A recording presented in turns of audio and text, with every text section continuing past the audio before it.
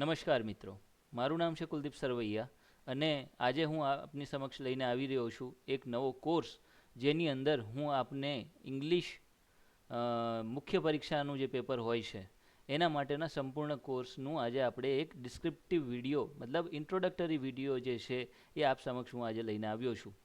આ કોર્સની અંદર શું શું તમને શીખવાડવામાં આવશે, કઈ કઈ એક્ઝામ્સને એની અંદર આવરી લેવામાં આવેલી છે અને એના સિવાય જે તૈયારી છે એ કઈ રીતે કરવાની છે એના વિશેની આજે આપણે થોડી સમજૂતી મેળવીશું.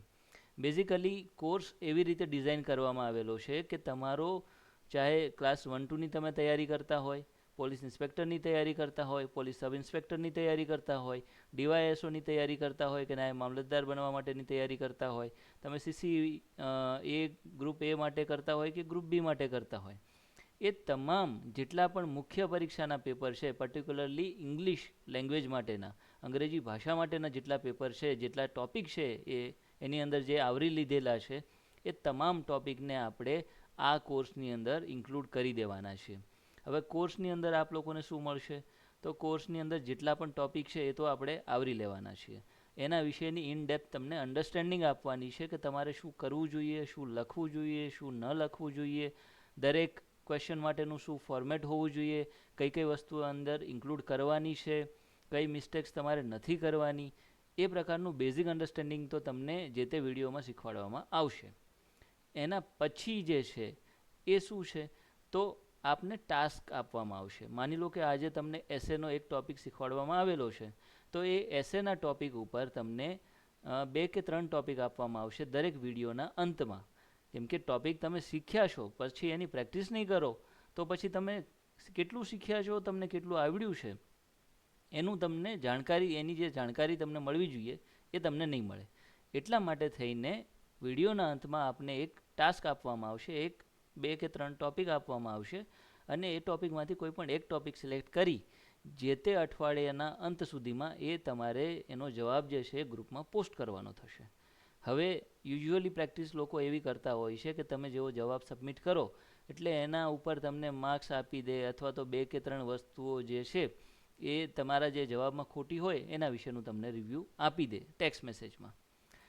આપણે જે છે આ કોર્સની અંદર એ પ્રમાણે કરવાના છીએ કે તમે લોકોએ જે તમારા આન્સર્સ મોકલાવેલા છે એને હું રિવ્યૂ કરીશ, એના દરેકના પોઈન્ટ લખી દઈશ અને એના પછી નેક્સ્ટ જે વિડીયો આ કોર્સની અંદર અપલોડ થશે અઠવાડિયાના અંતમાં, એની અંદર તમે લોકોએ જે જવાબ મોકલેલા છે એમાં તમારું નામ કે તમારી ઓળખ છતી ન થાય, કે તમારો જે આન્સર છે તમારા સિવાય અન્ય કોઈ વ્યક્તિને ખબર ના પડે એ પ્રમાણે આપણે એનો ડિટેલમાં રિવ્યૂ એનાલિસિસ કરીશું દરેક આન્સર્સનું. જેટલા પણ આન્સર્સ અઠવાડિયાના અંત સુધીમાં મને મળ્યા હશે એ તમામ આન્સર્સનું. એનાથી શું થશે કે તમે જે મિસ્ટેક્સ કરેલી છે એના વિશે તો તમને માહિતી મળશે જ મળશે, અન્ય લોકોએ જે મિસ્ટેક્સ કરી છે, કઈ કઈ ગ્રામેટિકલ ભૂલ થઈ શકે, કેમ કે આપણે આપણી ભૂલમાંથી તો શીખવાનું જ છે પણ અન્ય લોકોની ભૂલમાંથી પણ શીખવાનું છે, જેનાથી એ જ મિસ્ટેક તમે બીજી વખત ન કરો. હવે વિડીયો રિવ્યૂ બનાવવાનું બીજું કારણ એ છે કે હું જ્યારે રિવ્યૂ કરતો હોય તો તમારા સેન્ટેન્સને તમારે કઈ રીતે જે તે સમયે ફોર્મ કરેલું હોવું જોઈએ એ પણ તમને હું જાણકારી આપતો રહું. એનાથી શું થશે કે તમારું જે ગ્રામેટિકલ સેન્ટેન્સ બનાવવામાં તમે જે મિસ્ટેક કરો છો, તમારું કન્ટેન્ટ તમે શું લખવા માંગતા હતા અને કન્ટેન્ટ તમે શું લખ્યું છે એ વચ્ચેનો જે ગેપ છે ને એ આપણે ફિલ કરવાનો છે. અને ઇન ફ્યુચર જો આપ લોકો અગ્રી કરશો તો આપણે એક લાઈવ સેશન પણ કરીશું કે જેની અંદર તમારા જે આન્સર્સ આવેલા એનું લાઈવ રિવ્યૂ કરીશું. એટલે હું આપ લોકોને પૂછી શકું કે આપ અહીંયા શું લખવા માંગતા હતા, ઓન પેપર શું લખાયું છે અને શું લખવું જોઈતું હતું, જેનાથી તમે વધુને વધુ માર્ક્સ સ્કોર કરી શકો. હવે હું તમને જણાવી દઉં કે શું શું આની અંદર ઇન્ક્લુડ છે. એની કરતાં બેટર છે કે સૌથી પહેલાં આપણે જોઈ લઈએ કે અલગ અલગ જે કંઈ એક્ઝામ્સ લે છે, કોમ્પિટિટિવ એક્ઝામ ગવર્મેન્ટ નોકરીઓ માટે, એનો કોર્સ કઈ રીતે ડિઝાઇન કરવામાં આવેલો છે. એના કોર્સના આધારે જ હું તમને આખું જે લેઆઉટ છે એ સમજાવી દઈશ કે આની અંદર શું ઇન્ક્લુડ થવાનું છે, કોર્સની અંદર શું એક્સક્લુડ થવાનું છે, આપણે શેની ઉપર ભાર મૂકવાના છીએ, કઈ વસ્તુઓને આપણે ઓછું ઇમ્પોર્ટન્સ આપવાના છીએ, અને જ્યારે તમારી મેઇન્સ એક્ઝામ આવીને ઊભી રહે ત્યારે તમે ફૂલ્લી પ્રિપેર્ડ હોય અને એટલીસ્ટ ઇંગ્લિશના જે મેઇન્સ એક્ઝામનું જે પેપર છે એમાં જે ગુજરાતી માધ્યમના પર્ટિક્યુલરલી જે છોકરાઓ હોય છે જેમના મનમાં એક હાવ હોય છે કે ભાઈ ઇંગ્લિશમાં તો અમારે ઓછા જ માર્ક આવવાના છે, ઇંગ્લિશ અમને આવડતું નથી, અમે કઈ રીતે વાતચીત કરી શકીએ, કઈ રીતે સેન્ટેન્સ ફોર્મ કરી શકીએ, કઈ રીતે અમારા માર્ક્સ વધારી શકીએ, એ તમામ બાબતોનું નિરાકરણ જે છે આ વિડીયોની અંદર આપણે આ કોર્સની અંદર આપણે લાવી દઈશું. હવે આગળ વધતા પહેલાં આપ લોકોને હું જણાવી દઉં કે કદાચ તમને એવું લાગશે કે આ થોડું મારો જે ઓપિનિયન છે કોન્ટ્રોવર્શિયલ છે કે આ વસ્તુ પર હું ઓછો ભાર મૂકી રહ્યો છું. જો બહુ બધા લોકોને એવું લાગશે, ઇન દેટ કેસ આપણે એ ટોપિક્સને પણ આપણે પૂરતો ન્યાય આપીએ એવી કોશિશ કરીશું. દરેક ટોપિકને આપણે પૂરતો ન્યાય આપવાના જ છીએ, પરંતુ રીઝન એ છે કે જે વધારે ઇમ્પોર્ટન્ટ ટોપિક છે એને વધારે આપણે ધ્યાન આપીએ અને જે ઓછા ઇમ્પોર્ટન્ટ ટોપિક છે એને આપણે થોડું ઓછું ધ્યાન આપીશું. જેનાથી શું થશે કે આપણી જે મહેનત છે રાઈટ ડાયરેક્શનમાં હશે, તો જે આપણને આવડે છે એમાં આપણે મેક્સિમમ સ્કોર કરીશું, અને જે આપણને થોડું ઓછું આવડે છે અને એમાં વધારે સમય આપણો એ બગાડશે તૈયારી કરવામાં, એવા ટોપિકને આપણે થોડું ઓછું ઇમ્પોર્ટન્સ આપીશું. હવે ઇંગ્લિશનો જે કોર્સ છે એ શા માટે લેવો જોઈએ, એની પાછળનું રીઝન એ છે કે લેંગ્વેજનું જે પેપર હોય છે એની એ કહેવાય ને કે સ્કોરિંગ પેપર હોય છે. એમાં તમે જેટલા ધારો એટલા માર્ક્સ લાવી શકો. એમ કે પહેલી વસ્તુ તો ડિસ્ક્રિપ્ટિવ પેપર છે. તમે જો ફોર્મેટ વગેરે ફોલો કરો છો તો તમે એમાં સારા માર્ક્સ લાવી શકો છો. જો તમારું વોકેબ્લરી વગેરે સારું છે અને સેન્ટેન્સીસ તમે સારી રીતે ફોર્મ કરી શકો છો તો તમે સારા માર્ક્સ લાવી શકો છો. અને આની અંદર એવું નથી કે તમને કંઈ જ નથી આવડતું તો તમે કંઈ લખી નથી શકવાના, અથવા તો એ ટોપિક તમારો વાંચવાનો રહી ગયો છે તો તમે કંઈ નથી લખી શકવાના. આ પેપર એવા છે કે જેની અંદર તમે ચાહે ગુજરાતી હોય, ચાહે ઇંગ્લિશ હોય, ચાહે એસેનું પેપર હોય, કંઈક ને કંઈક તો તમે લખી શકવાના છો.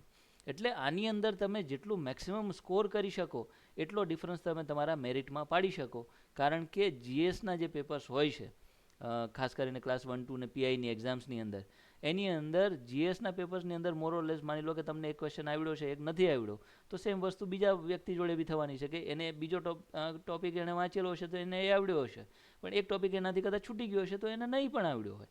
હવે દરેક વ્યક્તિ તો કંઈ ટોપર બની શકવાના નથી. તો જે કંઈ સ્કોરિંગમાં તમે જે ડિફરન્સ પાડી શકો છો એ મેક્સિમમ તમે લેંગ્વેજના પેપરમાં ઇંગ્લિશ ઓર ગુજરાતી અને એસેના પેપરની અંદર તમે પાડી શકતા હોય છો.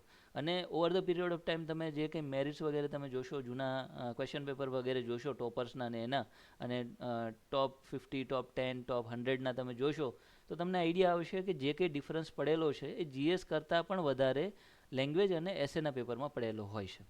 હવે આપણે વધારે વાર નહીં કરીએ. સૌથી પહેલાં આપણે શરૂ કરીશું ક્લાસ 1, 2 જે એક્ઝામ હોય, મતલબ ક્લાસ 1, 2 ડીસી મામલતદાર વગેરેની જે કંઈ જીપીએસસીની એક્ઝામ લેવાતી હોય છે એનો જે અભ્યાસક્રમ છે એનું આપણે જોઈશું. બાકીના જે કંઈ સબ્જેક્ટ છે એને આપણે ઇગ્નોર કરીશું અને ડાયરેક્ટ આપણે મૂવ ઓન કરીશું ઇંગ્લિશ મેન્સ એક્ઝામ. કેમ કે આપણો જે કોર્સ જે બનાવવામાં આવેલો છે એ ફક્ત અને ફક્ત ઇંગ્લિશ મેન્સ એક્ઝામ પૂરતો જ બનાવવામાં આવેલો છે, એટલે આપણે એના ઉપર વધારે ફોકસ કરીશું. ઇન્ડિવિજ્યુઅલ જે કંઈ ટોપિક છે આપણે તમામને આપણે કવર કરીશું અને એના વિશેનું બ્રીફ ડિસ્ક્રિપ્શન મતલબ મેળવીશું કે એની અંદર શું હોવું જોઈએ, આગળ કોર્સમાં તમને એ વસ્તુ કઈ રીતે શીખવાડવામાં આવશે, આપણે શેની ઉપર ફોકસ કરવાના છીએ અને કઈ વસ્તુઓ પર આપણે થોડું ઓછું ફોકસ કરવાના છીએ. બેઝિકલી આપણે જે આપણો જે અભ્યાસક્રમ છે એના વિશે બ્રીફ અન્ડરસ્ટેન્ડિંગ આ વિડીયોની અંદર મેળવવાના છીએ.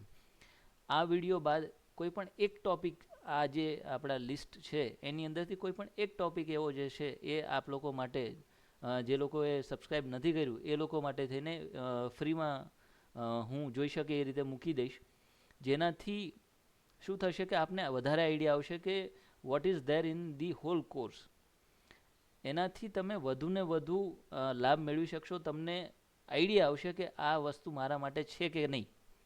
અને એટલા માટે થઈને 2 વિડીયો જે છે એ તમારા વ્યૂઇંગ માટે અહીંયા મૂકી રાખવામાં આવેલા છે. તો સૌથી પહેલો જે અને ખાસ બહુ જ ઇમ્પોર્ટન્ટ ટોપિક જો હોય ઇંગ્લિશ માટે થઈને કે ગુજરાતી માટે થઈને અને ઇન્ડિવિજ્યુઅલ પેપર એસેનું જે પૂછાતું હોય એની માટે થઈને પણ, તો એ ત્રણેય વસ્તુમાં એસે જે છે, નિબંધ જેને આપણે કહીએ છીએ ગુજરાતીમાં, એ ખૂબ જ ઇમ્પોર્ટન્ટ ટોપિક છે. રીઝન બિંગ આની અંદર તમારું કમ્પ્લીટ થરો નોલેજ કેટલું છે એ ટેસ્ટ કરવામાં આવતું હોય છે. આની અંદર તમે તમારા જીએસના જે કંઈ ટોપિક હોય છે એને ઇન્ક્લુડ કરી શકો છો, ચાહે હિસ્ટ્રી હોય, જિયોગ્રાફી હોય, કે પછી પોલિટિક્સ થઈ ગયું તમારું, પોલિટિક્સ નહીં, દેન ઇકોનોમી થઈ ગયું. આ તમામ જે કંઈ ટોપિક છે એ તમામને તમે એસેની અંદર તમારે લખવાના હોય છે, depending on the type of જે ક્વેશ્ચન છે. યુઝ્યુઅલી ડિસ્ક્રિપ્ટિવ ક્વેશ્ચન હોય છે, એનાલિટિકલ ક્વેશ્ચન હોય, ફિલોસોફિકલ હોય છે અને કરંટ અફેર બેઝડ ક્વેશ્ચન હોય છે. આ 5 જે છે મેજર કેટેગરી છે. આની અંદરથી ડિફરન્ટ ક્વેશ્ચન પૂછવામાં આવતા હોય છે અને યુઝ્યુઅલી તમને 3 થી 5 ટોપિક આપવામાં આવતા હોય છે. એમાંથી તમારે કોઈ પણ એક ટોપિક સિલેક્ટ કરી અને લખવાનું હોય છે. સો તમારી જોડે મલ્ટિપલ ઓપ્શન્સ હોય છે લખવા માટે થઈને, અને બેઝડ ઓન દેટ તમે એ પ્રમાણે લખી શકો છો. હવે આના માર્ક્સની જો આપણે વાત કરીએ તો આઉટ ઓફ 150 20 માર્ક્સ તો ફક્ત આમાં એસેમાંથી જ તમે મેળવી શકો છો. હવે 20માંથી 20 તો કોઈને મળવાના નથી, પણ તમે 10 થી 15 આરામથી મેળવી શકો છો જો તમારું રાઇટિંગ સ્કિલ જે છે એ ટુ ધ પોઈન્ટ હોય. To the point in the sense તમને કોઈ ટોપિક આપવામાં આવેલો છે કે જે રિલેટેડ છે ઇકોનોમી રિલેટેડ ક્વેશ્ચન છે અથવા તો એથિક્સના રિલેટેડ ક્વેશ્ચન છે. હવે મેઇન જે આપણે જ્યારે લખવા બેસીએ ને ત્યારે શું થાય, શરૂઆતમાં આપણા માઇન્ડમાં બધી જ વસ્તુ ક્લિયર હોય કે એસેમાં મારે આટલું લખવું છે, પણ સ્પેસ આપણી જોડે લિમિટેડ છે. અને એક ટોપિકમાં માની લો કે તમે ઇકોનોમી વિશે લખવાનું શરૂ કર્યું, એમાં 2 પેરેગ્રાફ લખી નાખ્યા કેમ કે ઇકોનોમી તમારું સારું હતું. હવે ક્વેશ્ચન જે હતો ઇકોનોમીનો, એની અંદર આસ્પેક્ટ તમે એડ કરી શકતા હતા, પણ મેઇન જે ટોપિક હતો એ એથિક્સ રિલેટેડ હતો. તો તમે ઇકોનોમીનો જે પેલું આખું અંદર ભરી દીધું છે, એના લીધે શું થશે કે તમારા માર્ક્સ ઘટી જશે. એટલે શું લખવું, કેટલું લખવું, કયા પોઈન્ટ્સ ઇન્ક્લુડ કરવા, કયા ન કરવા, અને ટુ ધ પોઈન્ટ કઈ રીતે લખવું, એના વિશેનું આપણે ઇન ડેપ્થ આ કોર્સની અંદર ઇન્ક્લુઝન કરીશું. સેકન્ડ ટોપિક જે છે લેટર રાઇટિંગ, એની અંદર યુઝ્યુઅલી ફોર્મલ લેટર પૂછાતો હોય છે, પણ આપણે આ કોર્સની અંદર ફોર્મલ અને ઇનફોર્મલ બંને ટોપિક્સ ઉપર વાત કરવાના છે. એટલે ફોર્મલ લેટર પણ તમને શીખવાડવામાં આવશે અને ઇન્ફોર્મલ લેટર પણ શીખવાડવામાં આવશે. જસ્ટ ઇન કેસ કદાચ કાલ સવારે જીપીએસસી, જો કે કોર્સની બહાર મતલબ સિલેબસની બહારનું ક્યાંય એ લોકો પૂછવાના નથી, બટ એક એક્સ્ટ્રા વસ્તુ આપણે શીખેલી હશે તો જસ્ટ ઇન કેસ ક્યાંય પણ પૂછાય છે તો તમને જે તે સમય યાદ આવી જાય. અને એની અંદર તમે જો પેલું એના માર્ક્સ જોશો તો 10 માર્ક્સ છે. પણ આ જે પ્રશ્ન છે એ બેઝિકલી ફોર્મેટ બેઝ પર પ્રશ્ન છે. આની અંદર તમારું જો ફોર્મેટ તમે પ્રોપરલી લખેલું હશે અને એ પ્રોપર જે તમને આખું લેઆઉટ જે આપવામાં આવશે, લેઆઉટ તમે પ્રોપરલી ફોલો કરેલું હશે તો તમે આની અંદર મેક્સિમમ સ્કોર કરી શકો. આરામથી તમે આની અંદર 5 થી 7 માર્ક્સ, 5 માર્ક્સ તો એમ સમજો ને કે તમારું લેઆઉટ સાચું હશે ને તો જ તમને મળી જાય. બાકીના 1 થી 2 માર્ક જે છે એની અંદર તમે કન્ટેન્ટ કેવું લખો છો એના બેઝિસ ઉપર મળી જતા હોય છે. એટલે આની આ એકદમ heavily dependent on layout and format છે. સેમ વસ્તુ goes for the press release or appeal. હવે પ્રેસ રિલીઝની અંદર પણ બેઝિકલી ગવર્મેન્ટ જે છે એ કોઈ પણ સૂચના આપતી હોય જાહેર જનતાને, ઇન દેટ કેસ એ લોકો પ્રેસ રિલીઝ કરતા હોય છે. અપીલની અંદર કેવું છે કે જાહેર જનતાને અપીલ કરવામાં આવતી હોય કે તમારે આવું નથી કરવાનું અથવા તો તમારે આવું કરવાનું છે, તમારે આવા નિયમો પાળવાના છે. એટલા માટે થઈને પ્રેસ રિલીઝ અથવા અપીલ આની અંદર આપેલું છે. અગેન એ પણ 10 માર્કનો પ્રશ્ન છે. હવે નેક્સ્ટ આ જે લાઇનમાં ચોથો ટોપિક છે આપણો એ છે રિપોર્ટ રાઇટિંગ. આ બંને ટોપિક જે છે એ હેવીલી ડિપેન્ડન્ટ ઓન ફોર્મેટ છે. એનું એક પર્ટિક્યુલર સેટ ઓફ લેઆઉટ છે જે તમારે ફોલો કરવાનું છે. કન્ટેન્ટ ડ્રીવન આ બંને બેમાંથી એક પણ ટોપિક નથી. એની અંદર તમારે ડિસ્ક્રિપ્શન ઉપર એટલું બધું ફોકસ નથી રાખવાનું, તમારે જે એનું કન્ટેન્ટ અને લેઆઉટ છે એના ઉપર વધારે ફોકસ કરવાનું છે. જ્યારે રિપોર્ટ રાઇટિંગ જે છે એ એવો ટોપિક છે કે એની અંદર લેઆઉટ જેવું વધારે ખાસ નથી, પણ એની અંદર તમારે વધારે કન્ટેન્ટ ઉપર ફોકસ કરવાનું છે. હવે કન્ટેન્ટ ઉપર કઈ રીતે, રિપોર્ટની અંદર યુઝ્યુઅલી તમને એવું પૂછવામાં આવતું હોય છે કે તમે કોઈ ફંક્શન અટેન્ડ કર્યું છે તો તમે એના વિશે તમારે બીજા દિવસે રિપોર્ટ આપવાનો છે, અથવા કોઈ તમે જગ્યાએ કોઈ ક્યાંય ફરવા ગયા છો તો જે તે જગ્યા વિશેનો તમારે રિપોર્ટ લખવાનો છે, અથવા તો કોઈ ઇવેન્ટ પ્લાન કરવામાં આવ્યું છે કોઈ એનજીઓ દ્વારા કે કોઈ ગવર્મેન્ટ ઓર્ગેનાઇઝેશન દ્વારા કે વગેરે વગેરે, એના વિશે તમારે રિપોર્ટ કરવાનો છે. અધરવાઇઝ તમને કોઈ સર્વે પૂછવામાં આવ્યો છે કે ફલાણી જગ્યાએ જઈને તમારે જનસંખ્યાનો સર્વે કરવાનો છે, કે કેટલા લોકોને અનાજ મળી રહ્યું છે એનો સર્વે કરવાનો છે, કે કેટલા લોકોએ મનરેગાનો લાભ લીધો છે એનો સર્વે કરવાનો છે, વગેરે વગેરે અલગ અલગ પ્રકારના પ્રશ્નો આમાં પૂછાતા હોય છે અને એ તમામ પ્રશ્નોમાં ઉપરથી તમારે રિપોર્ટ લખવાનો હોય છે. હવે રિપોર્ટ રાઇટિંગની અંદર બેઝિકલી સિમ્પલ આ ટોપિક એટલા માટે છે કારણ કે આની અંદર તમારે કેવું છે ટેકનિકાલિટીઝમાં નથી જવાનું. આ બંને ફોર્મેટ બેઝ છે, એટલે ફોર્મેટની ટેકનિકાલિટી આવી જશે. આની અંદર તમારે તમારા જીએસનું નોલેજ યુઝ કરવાનું છે. બાકીનું તમારું જે મતલબ તમને જે પ્રશ્ન પૂછવામાં આવ્યો છે એના રિલેવન્ટ તમારે લખવાનું છે. આ જે ટોપિક છે આની અંદર તમારે તમારા મગજનો ફક્ત એટલો જ ઉપયોગ કરવાનો છે. અને આ ક્રિએટિવ પ્રકારનો પ્રશ્ન છે.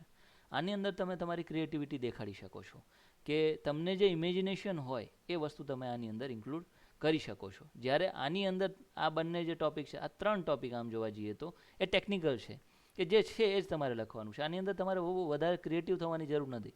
એમ કે જે લેટર હશે એ બી તમને ફોર્મલ પૂછવામાં આવેલો હશે, એટલે તમારી જે લેંગ્વેજ હોય એ પણ તમારે ફોર્મલ રાખવાની છે. એસે તો તમારે ડેફિનેટલી એકદમ ટુ ધ પોઈન્ટ પ્રિસાઇઝ લખવાનો છે અને તમારા ટોપિક રિલેટેડ લખવાનો છે. એની અંદર તમારે બને એટલું ઇન ડેપ્થ એનાલિસિસ કરીને એની અંદર લખવાનું છે. અને પ્રેસ રિલીઝ અગેન ગવર્મેન્ટ સાઇડથી પબ્લિશ થતી હશે તો એને પણ તમારે ફોર્મલ લેંગ્વેજમાં લખવાની છે. ડિપેન્ડ, કેમ કે એ જે સિચ્યુએશન છે એની ગરિમાને તમારે મેન્ટેન કરવાની છે. હવે આ જે વર્ડ લિમિટ તમને આપવામાં આવી છે એ પ્રમાણે જ તમને સ્પેસ આપવામાં આવી હશે. એટલે જ્યાં સુધી તમે રાઇટિંગની પ્રેક્ટિસ નહીં કરો ત્યાં સુધી શું થશે કે તમારે કેટલું લખવાનું છે અને કઈ રીતે તમારે પ્રિસાઇઝ લખવાનું છે એ તો જ તમને આઈડિયા આવશે. જો તમે રાઇટિંગની પ્રેક્ટિસ કરશો એટલે તમને ખબર પડશે કે ઓહો, હું લખી રહ્યો છું એ તો કાં તો અડધા જ પેજનું થઈ રહ્યું છે અને કાં તો પછી 4-5 પેજ ભરી રહ્યા છો. જ્યારે તમને એકચ્યુઅલમાં જ્યારે તમારે એક્ઝામ આપવાની છે એમાં એટલી સ્પેસ જ અવેલેબલ નહીં હોય. ઠીક છે. તો રિપોર્ટ રાઇટિંગની આપણે વાત થઈ ગઈ કે રિપોર્ટ રાઇટિંગ જે છે સોર્ટ ઓફ ક્રિએટિવ ટોપિક છે. આની અંદર તમે તમારી ક્રિએટિવિટી વધુ ને વધુ દેખાડી શકો એ પ્રકારનો ટોપિક છે. આગળ વધીએ. Topic number 5th. Again sort of creative આને પણ ગણી શકો તમે. Writing on visual information. Writing on visual information જે છે એની અંદર શું છે કે તમને એક ઇમેજ આપેલી હશે, અદરવાઇઝ એક ટેબલ આપેલું હોય કે કોઈ તમને ગ્રાફ આપેલો હોય કે કોઈ ચાર્ટ આપેલો હોય કે એ પ્રકારનું આની અંદર તમને ડેટા આપેલો હશે અથવા તો કોઈ ઇમેજ આપેલી હશે. એને તમારે ઇન્ટરપ્રિટ કરવાનું છે કે એ જે ઇમેજ અથવા ડેટા કે જે ચાર્ટ કે એ વસ્તુ તમને જે ટેબલ આપેલું છે એની અંદરની માહિતીને તમારે શબ્દોમાં ફેરવવાની છે. આપણે ત્યાં ગુજરાતીમાં કહેવત છે કે એક જે ચિત્ર છે એ 1000 શબ્દો બરાબર છે, જ્યારે અહીંયા તો તમારે ફક્ત ને ફક્ત 150 શબ્દોમાં જ એ ચિત્ર કે એ ડેટાનું વર્ણન કરવાનું છે. એટલે કમ્પેરેટિવલી ઇઝી છે. પણ ડિફિકલ્ટ ક્યારે થઈ જાય છે કે જ્યારે તમે પ્રોપરલી એ ડેટાનું એનાલિસિસ નથી કરી શકતા. માની લો કે તમને એક ટેબલ આપેલું છે જેમાં 4 વિગતો છે, મતલબ 4 રો છે અને 4 મતલબ આ 4 રો થઈ ગઈ અને 4 કોલમ આપેલી છે. હવે તમે જ્યારે ડિસ્ક્રિપ્શન લખવા બેસો છો ત્યારે જે તમારે કમ્પેરિઝન કરવાનું છે આખા ડેટાનું એકબીજા સાથે, એમાં શું કરો છો? આ રોનું આની સાથે કરો છો, આ રોનું આની સાથે કરો છો, પછી આ કોલમનું આ રો સાથે કરો છો. એ રીતે ઇન્ડિવિજ્યુઅલ લખીને તમને એમ થાય છે કે જે ડેટા આપ્યો એને ડાયરેક્ટ શબ્દોમાં કન્વર્ટ કરી દો. એ વસ્તુ તમારી જોડે નથી માંગી રહ્યા, એ લોકો તમારી જોડે એનાલિસિસ માંગી રહ્યા છો. તો આનું આખા જોડે કમ્પેરિઝન, આનું બાકીના પેલા જોડે કમ્પેરિઝન, ઓવરઓલ આખાનું કમ્પેરિઝન તમારે સમરી ફોર્મેટમાં આખી વસ્તુને લખવાની છે. માની લો કે તમને કોઈ ઇમેજ આપી છે કોઈ જગ્યાની, માની લો કે ખજુરાહોના ટેમ્પલ્સ આપી દીધા છે, અથવા તો માની લો કે તમને કોઈ મંદિરનું દ્રશ્ય આપી દીધું છે, સૂર્ય મંદિર માની લો, પાસમાં પૂછાયેલો એક્ઝામ્પલ છે આ. તો એના વિશે તમે શું લખી શકો છો કે આ જે ઇમેજ છે એ આની છે. માની લો કે કોઈ પ્લેસ આપેલી છે તમને એકવાર, તો એ પ્લેસને તમારે પહેલાં તો આઈડેન્ટિફાય કરવાની કે the image belongs to this place, અને એના પછી તમારે આખું એનાલિસિસ કરીને જે તે જગ્યા હોય એના વિશે તમારે ડિસ્ક્રિપ્શન લખવાનું થાય. And the 6th topic is formal speech. Formal speech એવી છે કે માની લો કે તમે કોઈ ડિગ્નિટરી છો, તમે કોઈ હાઈ પ્રોફાઇલ માણસ છો, આઈધર મિનિસ્ટર છો કે કોઈ સેક્રેટરી છો, એ પ્રકારની તમે પોઝિશન ધરાવો છો કે તો કોઈ તમે કોઈ જગ્યાએ તમે માની લો કે ઇનોગ્રેશન સ્પીચ દેવા ગયા છો, કોઈ સેમિનારમાં ગયા છો અથવા તો કોઈ સેરેમનીમાં ગયા છો, તો તમે એક પર્સન ઓફ ઇમ્પોર્ટન્સ છો. એટલે તમારી જે સ્પીચ હોય એ ફોર્મલ હોય. હું વારે ઘડીએ ફોર્મલ તમને કહી રહ્યો છું, તો ફોર્મલ શું છે, ફોર્મલ લેંગ્વેજ શું છે?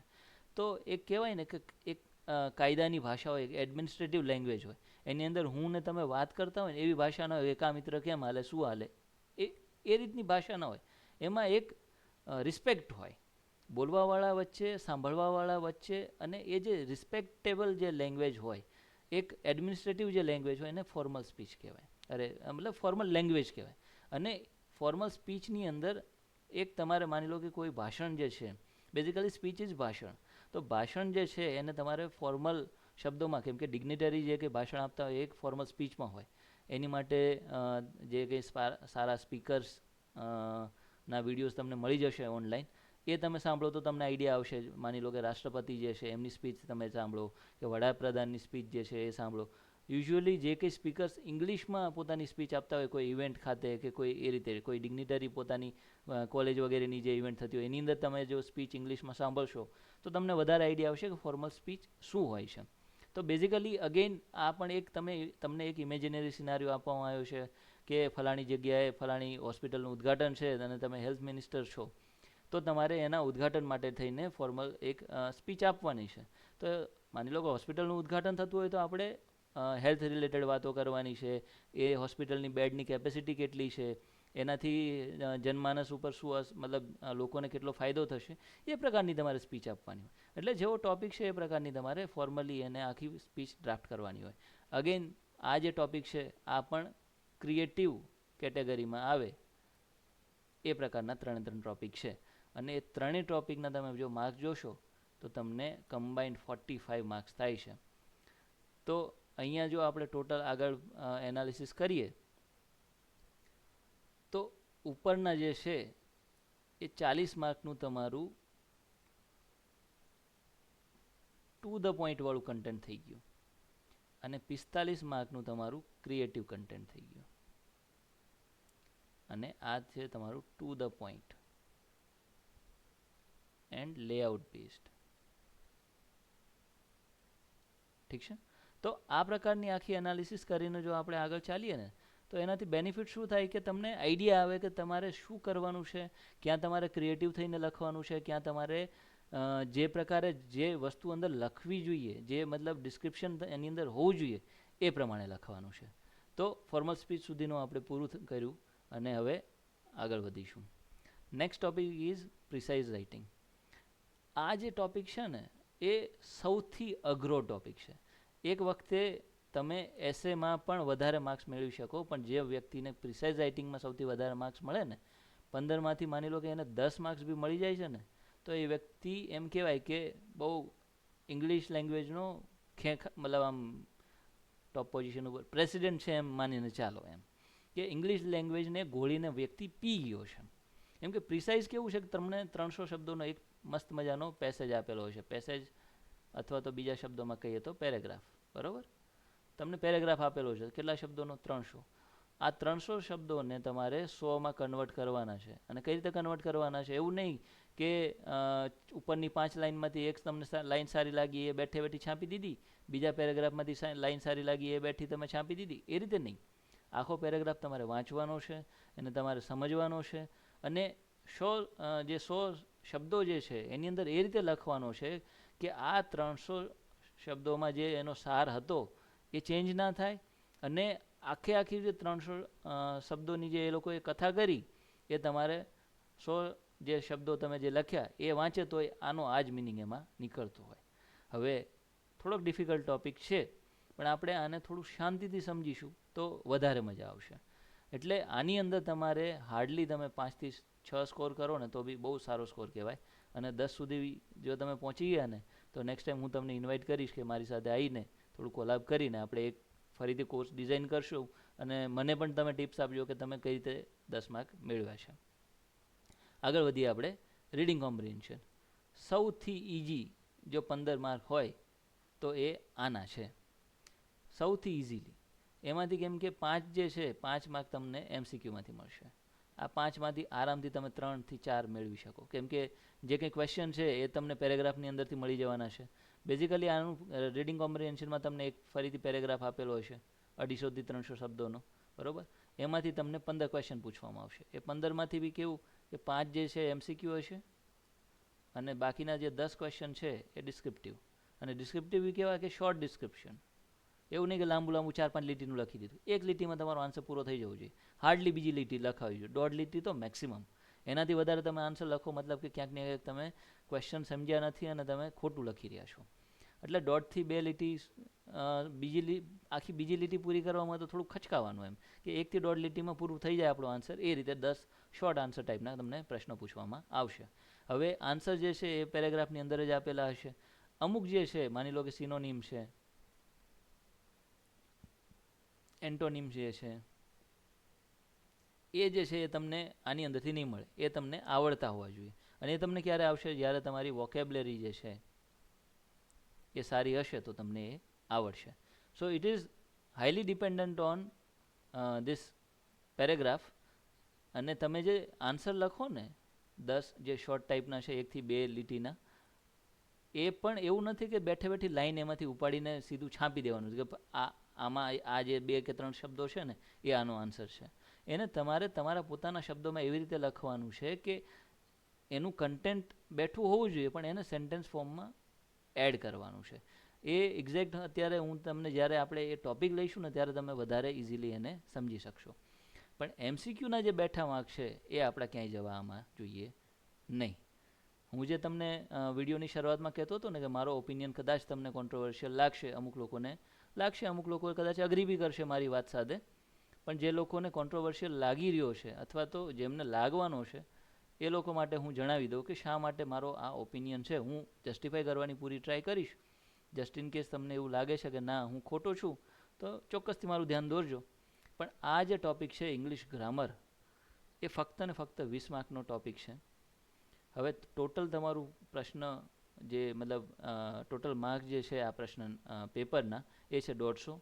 તમને ગ્રામર પૂછાવાનું છે 20 માર્કનું, એટલે બાકી વધ્યા 130 માર્ક. હવે નક્કી તમારે કરવાનું છે કે તમારે 20 માર્ક જોઈએ છે કે 130 માર્ક જોઈએ છે. યુઝ્યુઅલી જે લોકો તૈયારી કરવાની શરૂ કરે, જે લોકોને ઇંગ્લિશ એટલું બધું નથી આવડતું, જે લોકોનું ગ્રામર ખરાબ છે, એ લોકો શું કરે? આની ઉપર બહુ ફોકસ કરે. આના બધા જેટલા ટોપિક છે ને એ ક્યારેય જોયા જ નહીં હોય. ટેન્સીસની પાછળ પડી જશે. પછી શું કરશે? એક્ટિવ પેસિવ વોઇસની પાછળ પડી જશે. 2 ટોપિક થયા. આ 2 ટોપિક જે છે આને તમે ફૂલ્લી સમજવા જાઓ ને એટલે આરામથી એક ટોપિકના 8 થી 10 વિડીયો બને. એક ટેન્સનો એક વિડીયો બને. હવે 3 ટેન્સ, એ 3ના પાછા સબ ટાઈપ 4 ટોટલ 12 ટેન્સ થયા અલગ અલગ. હવે એક હું તમને ઇન ડેપ્થ સમજાવવા જાઉં એટલે મારા 12 વિડીયો 12 કલાક ઓછામાં ઓછી ફક્ત ને ફક્ત તમને ટેન્સીસ શીખવાડવામાં જાય. એના પછી તમારે જે કંઈ પ્રેક્ટિસિસ વગેરે કરવાની થાય 12 ટોપિકની એ અલગ. વોઇસીસની અંદર પણ એક્ટિવ ને પેસિવ જે વોઇસ હોય છે એની અંદર પણ ટેન્સીસનો ઉપયોગ થાય. એટલે દરેક ટેન્સ માટે થઈને અલગ એક્ટિવ ને અલગ પેસિવ વોઇસ થાય. ફરીથી એના 12, એટલે ટોટલ 24 કલાકનું જે કન્ટેન્ટ છે, મોરઓરલેસ 24 નહીં હોય તો કદાચ 20 કલાકનું કન્ટેન્ટ, એ ફક્ત ને ફક્ત મારે તમને 2 ટોપિક શીખવાડવામાં જાય. અને તમને માર્ક્સ એનાથી કેટલા મળે? 2 થી 4, એનાથી વધારે નહીં. તો હવે હું ફક્ત તમને 2 થી 4 માર્ક્સ મળે એના ઉપર ફોકસ કરવું કે તમને 130માંથી 80 થી 90 માર્ક્સ મળે એના ઉપર ફોકસ કરવું, એ તમારે ચૂઝ કરવાનું છે.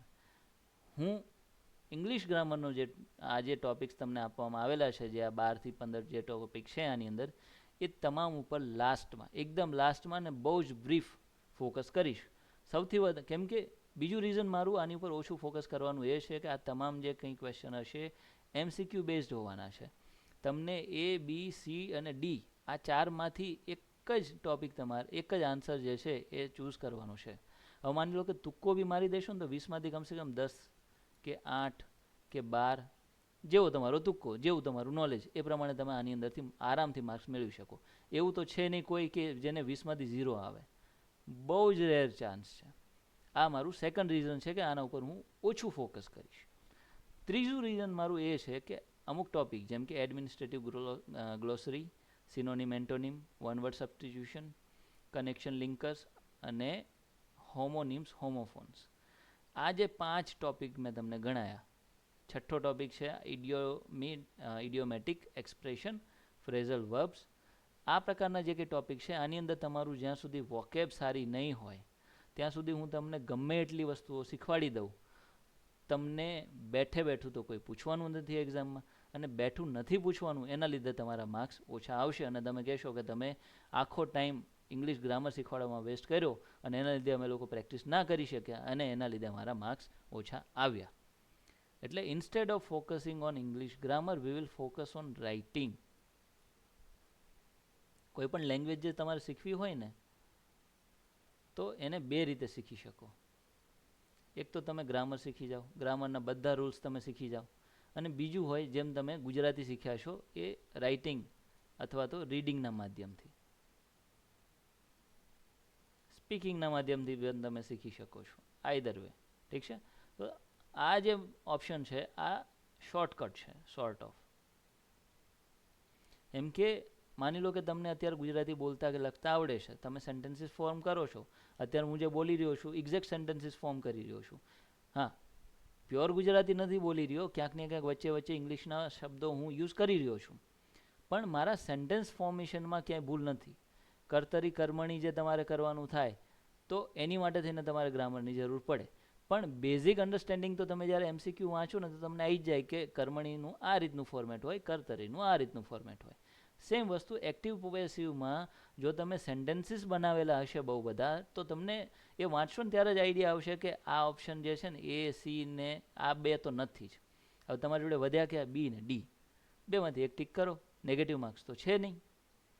એટલે ચાન્સીસ, અને જેટલી તમે વધારે પ્રેક્ટિસ કરશો ને તો તમને ખબર હશે કે આ બી નથી, ફક્ત ને ફક્ત ડી છે. એટલે તમારે ઓછી મહેનતમાં તમે વધારે માર્ક્સ મેળવી શકો. અને આ 20 માર્કના જે MCQ છે નેગેટિવ માર્કિંગ છે નહીં, ટિક કરી દો બધા બિંદાસ, કોઈ જ ઇશ્યુ નથી. અને આરામથી તમે 10 થી 20 માર્ક્સની વચ્ચે આમાં મેળવી શકો છો. એટલે આની ઉપર આપણે લિસ્ટ ફોકસ કરીશું. એવું નથી કે હું નહીં જ કવર કરું ટોપિક, તમામે તમામ ટોપિક જે છે હું તમને કવર કરી દઈશ. Also I am working on English book, comprehensive book, જેની અંદર ગ્રામર અને ડિસ્ક્રિપ્ટિવ જે આપણે આ વિડીયોઝની અંદર ઇન્ક્લુડ કરવાના છે, ડિસ્ક્રિપ્ટિવ જે કે ટોપિક્સ, એ તમામ ટોપિક વિશેના જે પ્રોઝ એન્ડ કોન્સ, શું વસ્તુઓ ધ્યાનમાં રાખવી, એની ટિપ્સ એન્ડ ટ્રિક્સ, તમામ વસ્તુઓની હું બુકની અંદર ઇન્ક્લુડ કરવાનો છું. એન્ડ એક વખત કમ્પ્લીટ થઈ જશે તો એ આપ લોકો સાથે હું શેર પણ કરી દઈશ. તો ઇંગ્લિશ ગ્રામર ઉપર આપણે એટલું ફોકસ નહીં કરીએ. આ ટોપિકને હું વારંવાર એટલા માટે ફોકસ કરી રહ્યો છું કે બાકીના જે બિગિનર્સ જે હોય છે એ લોકોને એવું હોય છે કે ગ્રામરને કેમ ઇગ્નોર કરી રહ્યા છો. ગ્રામરને આપણે ઇગ્નોર નથી કરવાનું. તમને ફક્ત આટલું એક સેન્ટેન્સ બનાવતા આવડતું હશે ને કે આઈ એમ હ્યુમન, અથવા તો આઈ એમ અ બોય, કે આઈ એમ અ ગર્લ, આટલું સેન્ટેન્સ તમને બનાવતા આવડતું હશે ને તો હું તમને એ લેવલ સુધી લઈ જઈશ કે 150માંથી તમે ઓછામાં ઓછા 70 થી 80 માર્ક્સ લાવી શકો. ક્યારે? જ્યારે તમે ટાઈમલી આન્સર્સ લખશો તો જ. એમ કે આન્સર લખશો તો હું તમને રિવ્યૂ કરીને આપીશ વિડીયોની અંદર. રિવ્યૂ કરીશ ત્યારે તમને ઇન ડેપ્થ કહીશ કે તમારી અહીંયા આમ ભૂલ છે, આ સેન્ટેન્સને તમે આ રીતે ફોર્મ કરી શક્યા હોત, આ કન્ટેન્ટમાં તમારે આ વસ્તુ લખવાની જરૂર હતી. તમામ વસ્તુઓ હું એની અંદર ઇન્ક્લુડ કરીશ. પણ એ ક્યારે થશે? જો તમે આન્સર સબમિટ કરશો તો જ તમે રિવ્યૂ મેળવશો અને તો જ તમે ઇમ્પ્રૂવ કરી શકશો.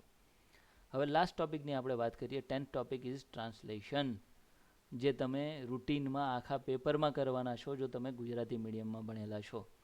તો ટ્રાન્સલેશન અહીંયા કયા પ્રકારનું કરવાનું છે? તો વર્ડ બાય વર્ડ ટ્રાન્સલેશન. હવે જ્યારે વર્ડ બાય વર્ડની વાત કરવામાં આવે ને તો આ રૂલ જે છે ને એ શેના ઉપર લાગુ નથી પડતો? ઇડિયમ્સ, કહેવતો, એના ઉપર આ રૂલ ના લાગુ પડે. કહેવતોને તમારે વર્ડ બાય વર્ડ ટ્રાન્સલેટ કરવાની રહેતી નથી. એનો જે ઇંગ્લિશ ઇડિયમ જે હોય છે, માની લો કે જેવા, સાથે, તેવા, તો આનું આપણે એવું English word to word translation કરવા જાઓ તો જેવા મતલબ સો, સાથે મતલબ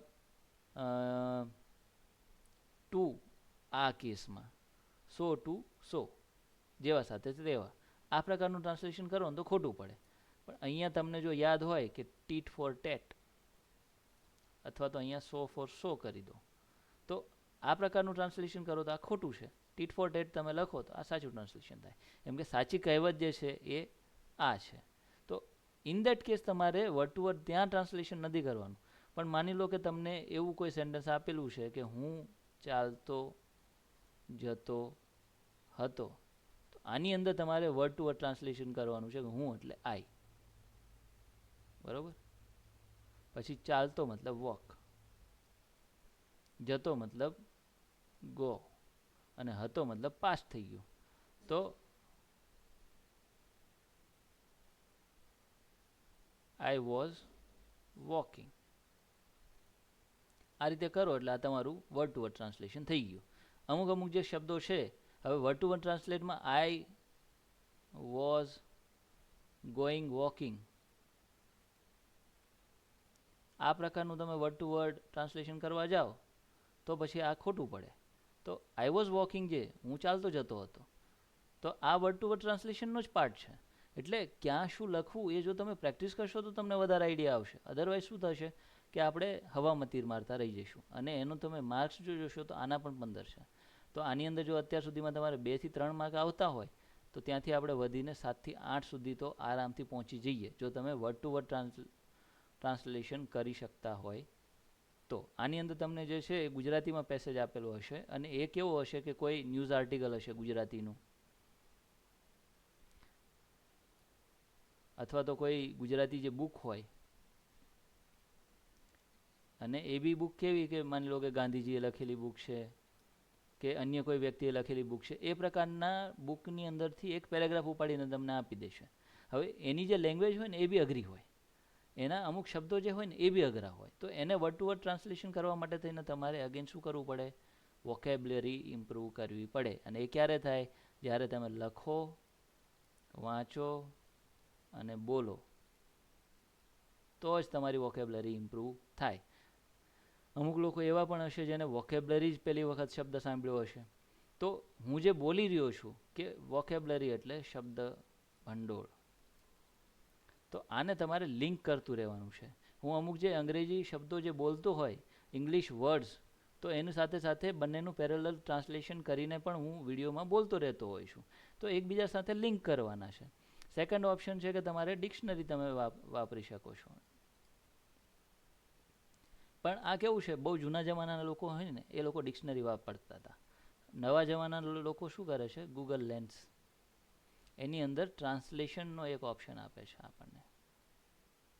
ગૂગલ લેન્સ ખોલો ને, તમે એન્ડ્રોઈડ ડિવાઇસ જો વાપરતા હોય ને એન્ડ્રોઈડ તો એની અંદર તમને ગૂગલ લેન્સ કરીને એપ્લિકેશન બાય ડિફોલ્ટ આપેલી હશે. જો નથી આપેલી તો પ્લે સ્ટોરમાંથી તમે ડાઉનલોડ કરી શકો છો. એને તમે કોઈ પણ ડોક્યુમેન્ટ જે હોય ને ઇંગ્લિશમાં લખેલું એના ઉપર એ લેન્સ ફોકસ કરો ને અને ટ્રાન્સલેટ ઉપર દબાવો એટલે એ તમને જે લેંગ્વેજમાં જોઈએ એ લેંગ્વેજમાં એ કન્વર્ટ કરી આપે. એટલું બધું પ્રિસાઇઝ નથી પણ આપણું કામ ચાલી જાય, તમને સમજાઈ જાય.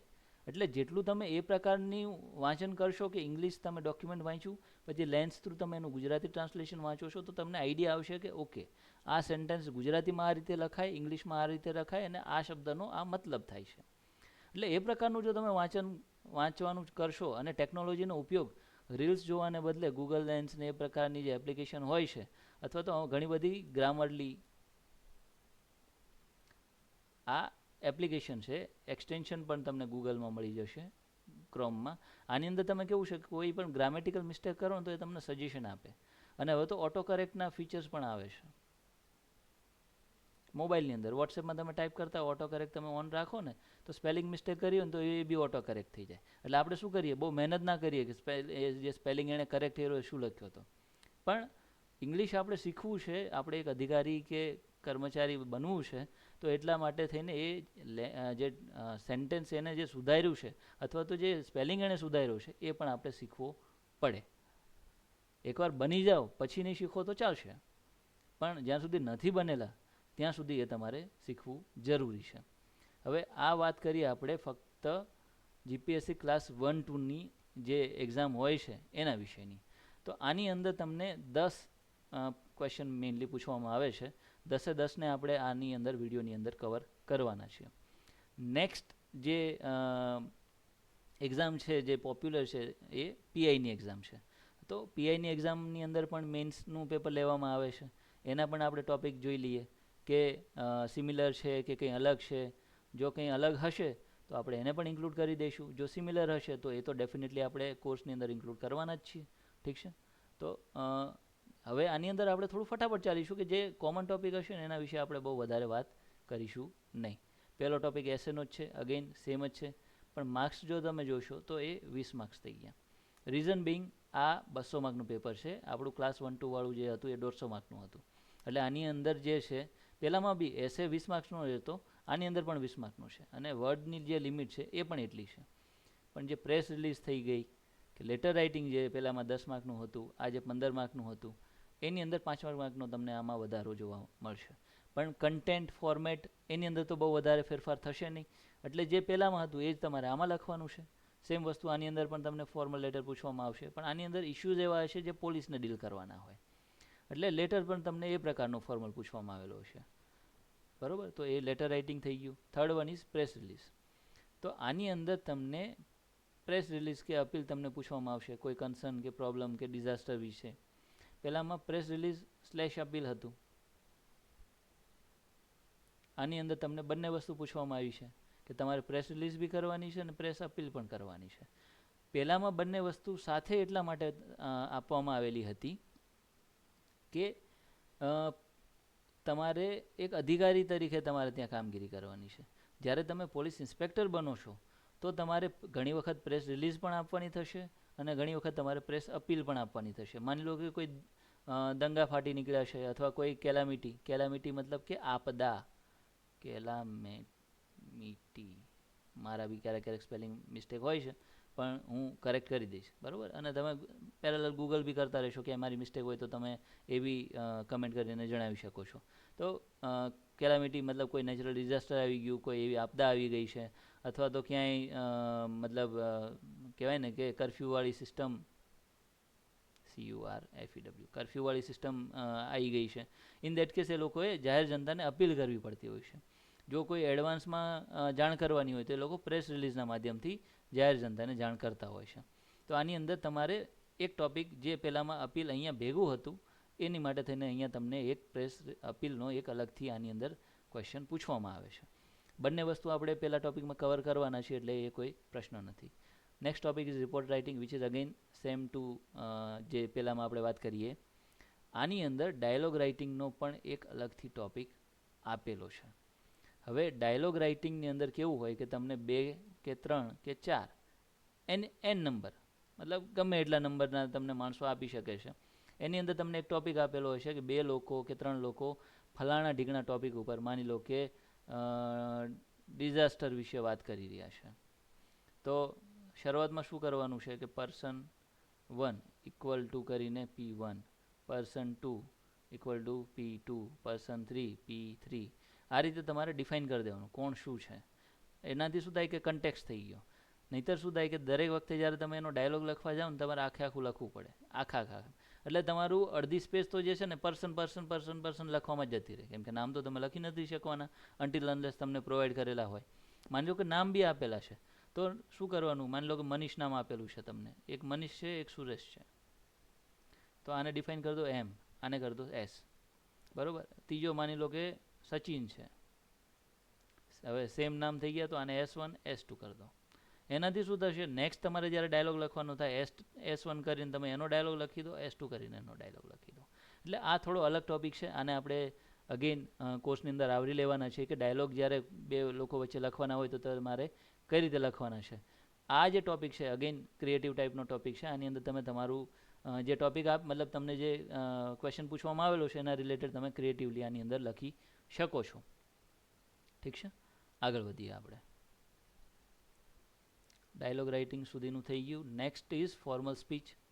આ ટોપિક જે છે એ પહેલાં જૂના ટોપિક જેવો જ છે, બેઠો સેમ ટુ સેમ છે, કોઈ ફરક નથી આની અંદર. તો આપણે જે છે ફક્ત ને ફક્ત એક એક્સ્ટ્રા ટોપિક એડ થયો છે ડાયલોગ રાઇટિંગનો, એના સિવાયનો બીજો કોઈ એક્સ્ટ્રા ટોપિક આની અંદર એડ થતો નથી. પ્રિસાઇઝ રાઇટિંગ અગેન થોડો ડિફિકલ્ટ ટોપિક છે. આની અંદર 20 માર્કનો તમને પૂછવામાં આવે છે, એટલે આની અંદર જો તમને 2 થી 3 માર્ક મળે તો તમે આરામથી રેસની બહાર નીકળી જાઓ. 10 થી 12 માર્કનો મિનિમમ તમારે આની અંદર ટાર્ગેટ રાખવો પડે અને એ પ્રકારનું તમારે પ્રિસાઇઝનું કન્ટેન્ટ પણ આની અંદર એડ કરવું પડે. Next easy topic reading comprehension, પણ આની અંદર તમને MCQનો ઓપ્શન નથી આપી રહ્યા. 20 શોર્ટ ટાઈપના તમને પ્રશ્નો પૂછવામાં આવે છે, પણ ઇઝી પાર્ટ એ છે કે તમારે પેસેજમાંથી જોઈને લખવાનું છે. નાઉ the 10th topic for you is English grammar, જેની અંદર અગેન એટલું બધું ફોકસ આપણે નહીં કરીએ, પણ આની અંદર જો તમે ટોપિક જોશો તો તમને આની અંદર સિમિલર જે ક્લાસ 1-2માં ટોપિક હતા એ જ ટોપિક તમને આની અંદર પણ જોવા મળશે. અને last one is translation, which is again from Gujarati two English, એટલે તમારે ગુજરાતીથી અંગ્રેજીમાં ટ્રાન્સલેશન વર્ડ બાય વર્ડ કરવાનું છે, જે આપણે હમણાં થોડી વાર પહેલાં વાત કરી એ. હવે આ PIનું એક્ઝામ થઈ ગઈ. માની લો કે તમે વર્ગ 3ની કોઈ પણ એક્ઝામ આપવા માટે થઈને તૈયારી કરી રહ્યા છો, નાયબ સેક્શન અધિકારી અથવા તો નાયબ મામલતદાર બનવા માટે તમે તૈયારી કરી રહ્યા છો, તો એની મુખ્ય પરીક્ષાની જો આપણે વાત કરીએ તો એની અંદર પણ મોર ઓર લેસ સિમિલર ટોપિક છે. એમ કે જે કંઈ ટોપિક્સ તમને આની અંદર ઇન્ક્લુડ કરવામાં આવેલા છે એ રીતે આપેલા છે કે માની લો કે તમે ક્લાસ 1-2 માટે પ્રિપેર કરી રહ્યા છો તો એના રિલેટેડ તમને ક્વેશ્ચન પૂછવામાં આવે. પોલીસ દળમાં માની લો કે પીઆઈ તરીકે કે પીએસઆઈ તરીકે તમારે ભરતી થવાની છે, તો એમાં તમને એ લોકોની જે કામગીરી છે એના રિલેટેડ તમને પ્રશ્નો પૂછાય એ પ્રકારનો આખો કોર્સ જે છે એ જીપીએસસી અને ગૌણ સેવાએ ડિઝાઇન કરેલો હોય છે. કેમ કે ત્યાં જે લોકો બેઠા છે એ વર્ષોનો અનુભવ લઈને બેઠા છે, એટલે એ લોકો જે કંઈ ડિઝાઇન કરીને તમારા સમક્ષ મૂકે છે એ બહુ એક થોટ પ્રોસેસ થ્રુ એ વસ્તુ પાસ થયેલી હોય છે. આની અંદર પણ અગેન એસે પૂછવામાં આવેલો છે, પણ આ તમને ફક્ત 15 માર્કનું છે, પહેલાં બંનેમાં 20 માર્કનું હતો. કેમ કે અહીંયા જે તમારું પેપર છે ફક્ત ને ફક્ત 100 માર્કનું છે. Then second one is letter, formal letter તમને આની અંદર પૂછવામાં આવશે. Report writing, very easy topic. Then writing on visual information, આ પણ આપણે કવર કરવાના છીએ. અહીંયા હું તમને દરેક વસ્તુના કોર્સ એટલા માટે દેખાડી રહ્યો છું કે તમને આઈડિયા આવે કે આ જે કોર્સ તમે લો છો તો આની અંદર શું શું કવર થાય છે. કે મારે આટલી એક્ઝામ્સની હું તૈયારી કરવાનો છું, તો તમામ ટોપિક આની અંદર આવરી લેવામાં આવશે, નહીં આવરી લેવામાં આવશે, એની માટે થઈને મારે અલગ તૈયારી કરવાની છે. કેમકે યુઝ્યુઅલી તમે પ્રેક્ટિસ જોશો ને, અલગ અલગ ઇન્સ્ટિટ્યુશન જે આ રીતે કોર્સીસ વગેરે ચલાવે છે એ શું કરશે, દરેક માટે અલગ બેચ ચલાવશે. પીએસઆઈ તો કે અલગ બેચ, પીઆઈ તો કે અલગ બેચ, ક્લાસ 1-2 તો અલગ બેચ. હવે એની અંદર જઈને તમારે જે શીખવાની જે વસ્તુ છે એ તો અલ્ટિમેટલી સેમ જ છે, ટોપિક જે છે એ તો સેમ છે. તો નામ શા માટે અલગ અલગ અને શા માટે અલગ અલગ તમારે પૈસા ચૂકવવાના? It is not making sense, is it? હે ને? તો એટલા માટે થઈને હું તમને તમામ જે કંઈ મેઇન એક્ઝામ્સ છે જેના માટે લોકો તૈયારી વગેરે કરતા હોય છે એના તમામ ટોપિકને હું અહીંયા આવરી રહ્યો છું. એટલે તમને આઈડિયા આવી જશે કે કેટલો આ કોર્સ જે છે આપણો એ કોમ્પ્રિહેન્સિવ છે. ઠીક છે. Next is precise writing and formal speech, જે આપણે વાત થઈ ગઈ. રીડિંગ કોમ્પ્રિહેન્શન છે, 10 માર્કનું છે. શોર્ટ ક્વેશ્ચન્સ તમારે આની અંદર આપવાના થશે. Again then there is English grammar. English ગ્રામરની અંદર ફરીથી એન સુધીના એના એ જ ટોપિક છે તમામે તમામ. અને લાસ્ટ વન ઇઝ ટ્રાન્સલેશન. આની અંદર જે છે એ ફક્ત ને ફક્ત નવો જ ટોપિક તમારે વાંચવાના થશે. બહુ વધારે ટોપિક આની અંદર આપવામાં આવેલા નથી. ક્લાસ 1-2ની અંદર 10 ટોપિક હતા અને પીઆઈની અંદર 11 હતા. હવે માની લો કે કોઈ એવા વ્યક્તિ છે જે હમણાં સીસીઈની એક્ઝામ, જે કમ્બાઇન્ડ એક્ઝામ ગૌણ સેવા જે લેવાનું છે ગ્રુપ એ અને ગ્રુપ બી માટે, તો ગ્રુપ બીની જો આપણે પહેલાં વાત કરીએ તો ગ્રુપ બીની અંદર એ લોકોએ વધારે ફોકસ કરેલું છે ગ્રામર ઉપર. એટલે જ્યારે ગ્રામરનો ટોપિક આપણે કવર કરીશું તો એની અંદર આ તમામ ટોપિક આવી જશે. અને ટ્રાન્સલેશન જે છે એ પણ ટોપિક આપણે એમાં કવર કરવાના છીએ. પણ ગ્રુપ બી જે છે મોસ્ટલી આની અંદર તમારે એમસીક્યુ સોર્ટ ઓફ ક્વેશ્ચન હશે, એટલે તમે ફક્ત એક વસ્તુ પૂરતું આખો કોર્સ કરો એ હિતાવહ નથી. પણ એમાં કેવું છે કે why settle at group B only. તમે ગ્રુપ એ માટે પણ ટ્રાય કરો, જો તમારામાં કેલિબર છે, અથવા તો તમે પીઆઈ માટે ટ્રાય કરો, ક્લાસ 1-2 માટે ટ્રાય કરો. જો તમે માની લીધું છે કે ફક્ત મારે ગ્રુપ બી માટે જ ટ્રાય કરવી છે, ઇન દેટ કેસ તમારી માટે આ જે વસ્તુ છે એટલી યુઝફુલ નહીં થાય. કેમ કે તમારે ફક્ત ને ફક્ત 2 ટોપિક માટે થઈને આખા 10-12 જે ટોપિક છે અને એના સિવાય ગ્રામરના જે કંઈ ટોપિક છે એ તમારે આની અંદર કવર કરવાના થાય છે. હવે જ્યારે ગ્રુપ એની વાત કરીએ તો એની અંદર ઇંગ્લિશ લેંગ્વેજમાં અહીંયા અગેન તમને ફરીથી 9 ટોપિક જોવા મળી જશે. એસે તમને આમાં મળી જશે, લેટર રાઇટિંગ છે, report writing, visual information, formal speech, precise, reading comprehension, English grammar અને ટ્રાન્સલેશન. મોર ઓર લેસ જે ડીવાયએસઓ અને ડેપ્યુટી મામલતદારનું જે પેલું સિલેબસ જે છે એના જેવું જ ઓલમોસ્ટ સિલેબસ આની અંદર રાખવામાં આવેલું છે. સો બેઝિકલી ગ્રુપ એ લઈ લો, ડીવાયએસઓ કે ડેપ્યુટી મામલતદાર લઈ લો, પીઆઈ લઈ લો કે ક્લાસ 1-2ની એક્ઝામ લઈ લો, એ તમામ એક્ઝામ માટે થઈને આ કોર્સની અંદર તમામ પ્રકારની તૈયારી કરતા વિદ્યાર્થીઓ જે છે આ કોર્સનો લાભ લઈ શકે છે. માની લો કે એના સિવાયનો કોઈ ટોપિક મારાથી છૂટી જાય છે અને over the period of time તમે મારું ધ્યાન દોરો છો, અધરવાઇઝ મને જાતે બી ખબર પડે છે, ઇન દેટ કેસ આપણે જે એ ટોપિક છે આની અંદર ખાસ તમે એક વસ્તુનું ઓબ્ઝર્વ કરજો કે આની અંદર 2 પ્રિસાઇઝ પૂછવાના છે 20 માર્કના. સો પ્રિસાઇઝ ઉપર કેટલું ફોકસ છે, તમારી એનાલિટિકલ સ્કિલ્સ કેટલી છે એના ઉપર આની અંદર વધારે ફોકસ કરવામાં આવેલું છે CCEની એક્ઝામ્સની અંદર. ઠીક છે. તો આ ઓવરઓલ પહેલો જે આપણો વિડીયો હતો એ બેઝિકલી તમને કોર્સના ઓવરવ્યૂ માટેનો હતો. કયા કયા સિલેબસના ટોપિક્સ આપણે આની અંદર કવર કરવાના છીએ એની માટેનો આખો વિડીયો હતો.